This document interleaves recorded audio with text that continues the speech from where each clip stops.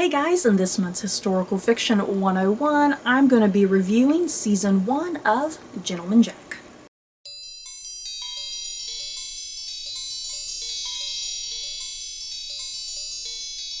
So, before I do head into my thoughts and feelings on this first season of Gentleman Jack, I guess a quick disclaimer. I'm not going to sit here and have spoilers for anything going on in the show. So yeah, if you want to watch, if you've not seen it, continue to watch freely.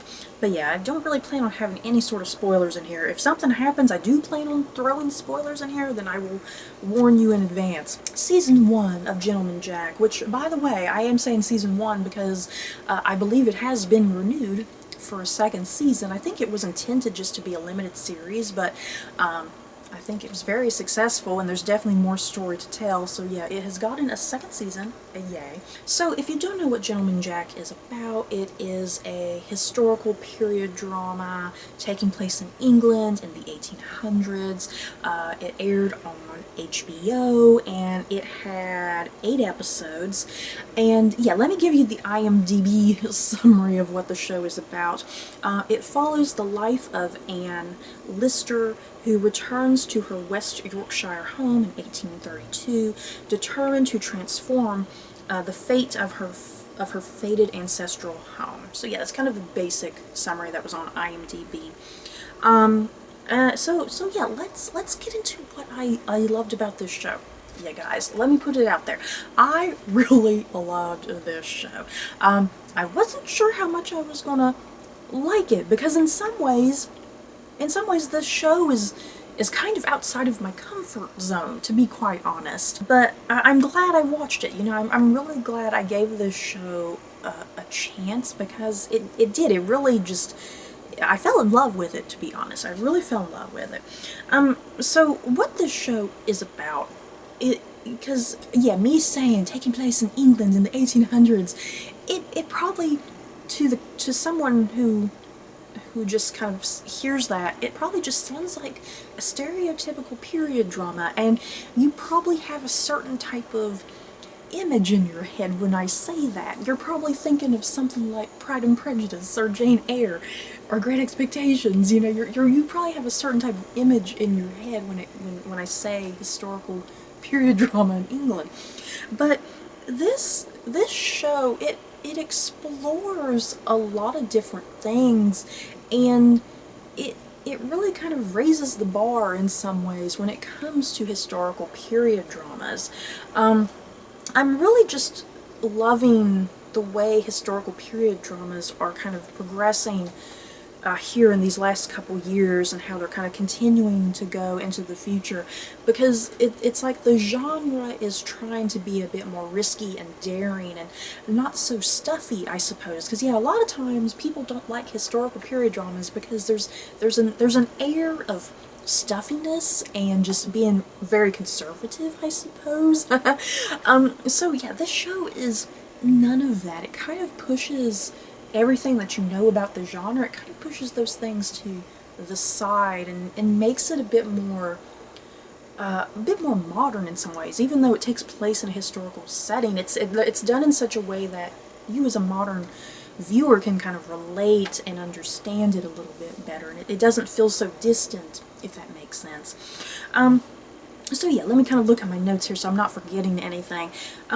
What this show explores, you know, some of the topics and themes and whatnot, because Anne Lister, for starters, the main character of Anne Lister, she is a lesbian, and when I was kind of doing research about her, because I had never heard about her before in my life before this show came out, and she's kind of coined as like the first modern lesbian, I suppose, is kind of how I often saw it worded.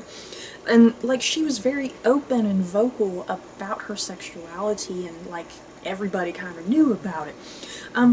So yeah, this show, it explores lesbian relationships, the roles of men and women in society, you know, what men are supposed to do, what women are supposed to do, and yeah, the character of Anne Lister just totally ignores that, you know. It's like, even though she's a woman, she'd much rather be doing what the men are doing and making money.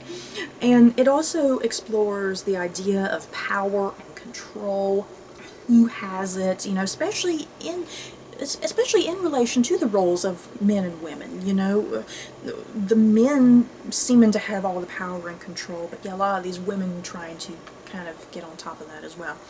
So yeah, that's kind of some of the big issues and themes brought up in the show, which I particularly enjoy, because you don't see that often in the historical fiction period piece genre. And what was so brilliant about this show, you guys, I mean, seriously, fantastic acting, just amazing acting, amazing chemistry between various different actors. The writing was outstanding, the directing was outstanding. Seriously, just all the technical stuff. All the technical stuff was beautiful. Yeah, the cinematography. I love England. You know, England is just so beautiful. And yeah, like I said, the show, it takes risks with the characters and the narrative, and something very unique about this show is that it breaks the fourth wall. If you don't know what breaking the fourth wall is, you know, when you're watching a movie or television show, I mean, you're imagining the characters kind of in a box, I suppose. You're imagining the characters in a box, and you're expecting the characters to look this way, to look that way, to look that way, but you're not expecting the character to look at the screen like I'm looking at you right now into the screen. You're not expecting a character to speak right at the screen, speak directly to you, the viewer. And yeah, that's kind of one of the unique things about this show, is that the character of Anne Lister, many times she'll kind of be talking to somebody. There'll be somebody over here and she'll be like, blah, blah, blah, blah, blah, blah, and then she'll kind of look over here, you know, she'll kind of give a side eye like, did you see that? Did you hear that? And then yeah, there's many times that she'll even speak to the audience directly, and it's kind of wild. The first time it happened in like the first episode, it kind of threw me for a loop for a minute, but yeah, once I got used to it, I really liked how it was done in the show. So yeah, there's that, and yeah, music and costuming, I definitely gotta bring that up. The music was amazing. Yeah, once again, historical period dramas, you expect a certain type of music, you know, a certain type of mood and flow to the music, and yeah, the music in this, I don't know, it's hard to describe the music. You have to listen to it. There's just something about it. It's kind of gets you all riled up. It kind of gets you bouncing along to it, because sometimes I'd be sitting there kind of bouncing my head to the beat sometimes. And yeah, the costuming, gorgeous costuming with this show, especially with Anne Lister's character, because she does dress in a very masculine way. She doesn't dress like a lady at all. So I love the costuming. I guess let's get into some of the actors, some of the specific actors I want to highlight here. First up is Suranne Jones. Am I pronouncing her name correctly? Suranne? Suranne Jones, who plays the title character, Anne Lister. Wow. If Suranne Jones does not get nominated for some Emmys or Golden Globes or something, if she does not get any nominations next year when it hits award season, it's going to be a tragedy. It's going to be a crime against humanity. She was absolutely brilliant, you guys. And this is not my first time watching Suranne Jones in a television show. Doctor Who fans, if you're familiar, she was in an episode of Doctor Who. She played the TARDIS, the human embodiment of the TARDIS. And then my favorite show that I have seen Suranne Jones on, she was in 2 seasons of a British show called Dr. Foster, which she was freaking amazing in. So yeah, when I found out Suranne Jones was going to be in Gentleman Jack, I was very excited, because I was familiar with her as an actress. And yeah, she blew it away with this role. Just very believable, and you can relate to her sometimes. And yeah, I loved her relationships with, you know, the different men in her life, the different women, how she kind of treated the various different sexes. And yeah, the way Suranne Jones portrays this character, Anne Lister, is just she's very fearless.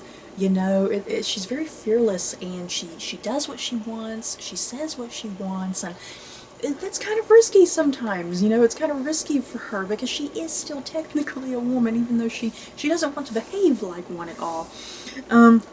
But yeah, outstanding performance from Saran Jones. Like I said, if she doesn't get nominated come award season, it's going to be a crime against humanity. She was absolutely brilliant and stunning.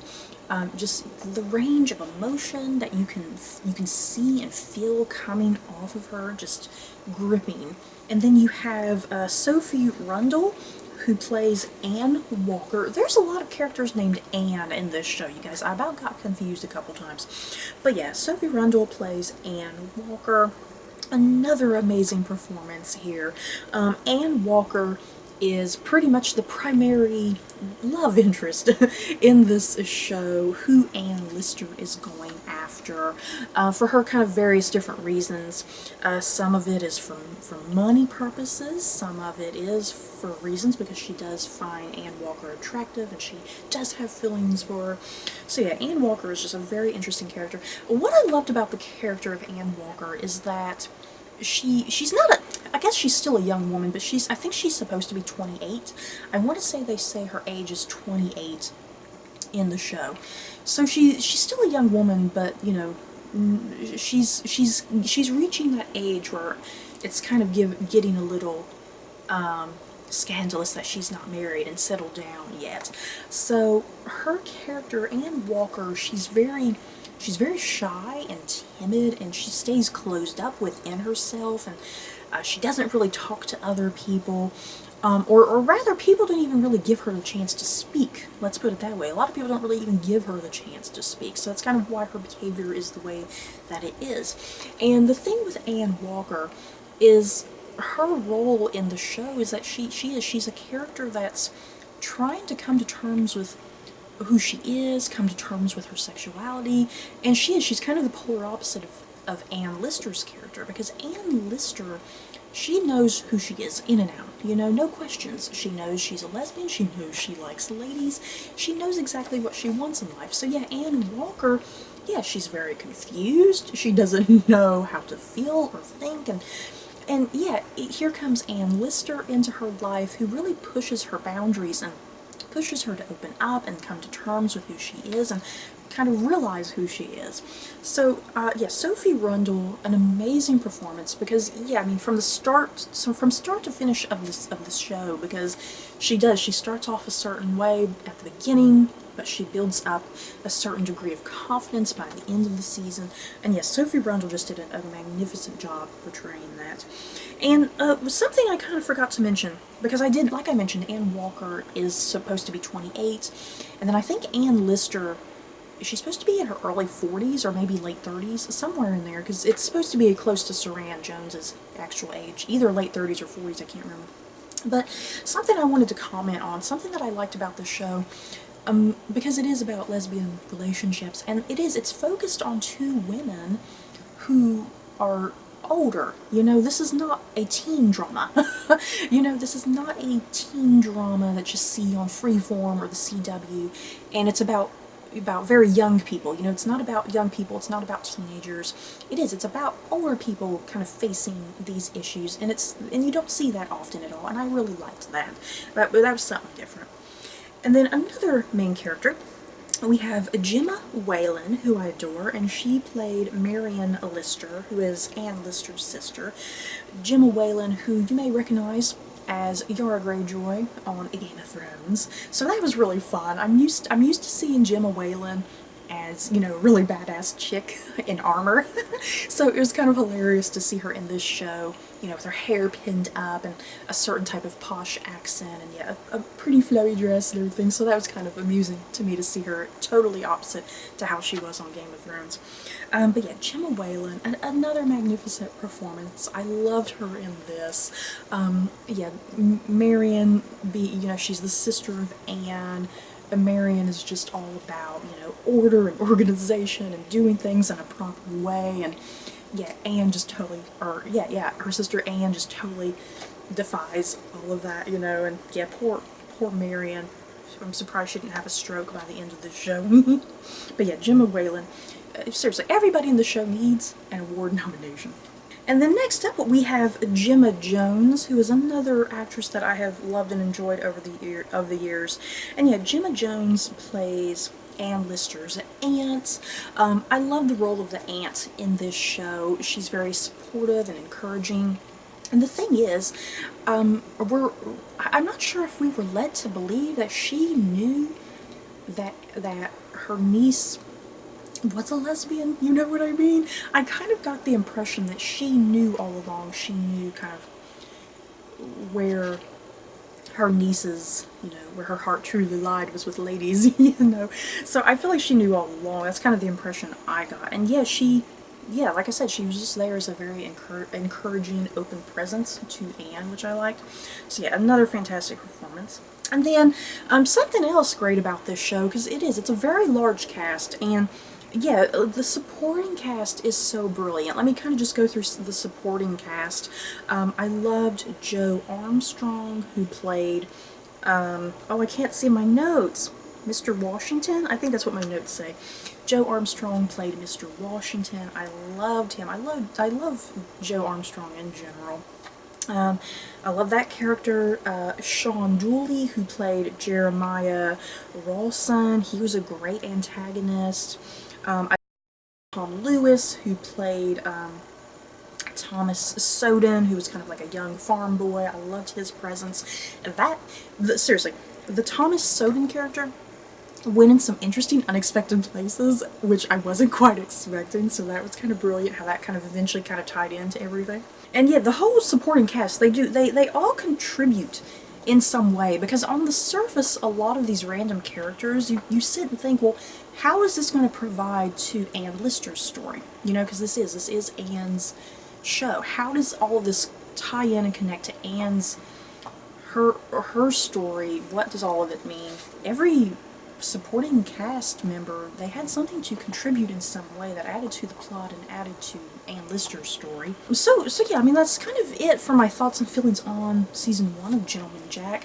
I absolutely adored it. It was just new and different for the historical fiction genre, period drama and whatnot. Just something different and unique, kind of refreshing in some ways. I'm seriously very much looking forward to season 2, where things are going, because it ended in a nice way. It ended in such a way that, season 1 could have been it. They didn't have to have another season, but I'm excited to see what they will do with another season. So yeah, I'm definitely curious if you guys have seen Gentleman Jack. So you guys, that is it for my review of season 1 of Gentleman Jack. In the comments below, have you guys seen Gentleman Jack? Did you love it? Did you hate it? Just let me know your thoughts down below. So that's it for this video. Don't forget to like, comment, and subscribe. And if you like this video, you may like these other videos. Bye guys.